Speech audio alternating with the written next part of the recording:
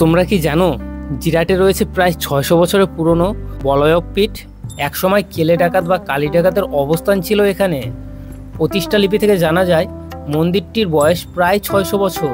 মায়ের মন্দিরের সামনে রয়েছে শ্রী শ্রী মহাকাল ভৈরবের মন্দির। অনেকের মতে এই স্থানে পড়েছিল দেবী সতীর বলয় অর্থাৎ বালা, তাই এই পীঠস্থান বলয়পীঠ নামে খ্যাত। গঙ্গা নদীর পশ্চিম পাড়ে ঘন জঙ্গলে পূজিত হতেন এই মা সিদ্ধেশ্বরী, কিন্তু একটা সময়ের পর এই পুজো বন্ধ হয়ে যায়। ঠিক তার কিছুকাল পরে ঘটে এক ঘটনা। গঙ্গা নদীর ওপারের এক ব্রাহ্মণ তার জীবন নিয়ে বৃতৃষ্ণার ফলে আত্মহত্যার জন্যে গঙ্গায় ঝাঁপ দেয়, কিন্তু অলৌকিকভাবে তার মৃত্যু না হয়ে তিনি ভাসতে ভাসতে চলে আসেন নদীর এই পারে এবং ক্লান্ত হয়ে ঘুমিয়ে পড়েন। তখন মা কালী তার স্বপ্নে আসে এবং এখানে পুজো করার আদেশ দেন।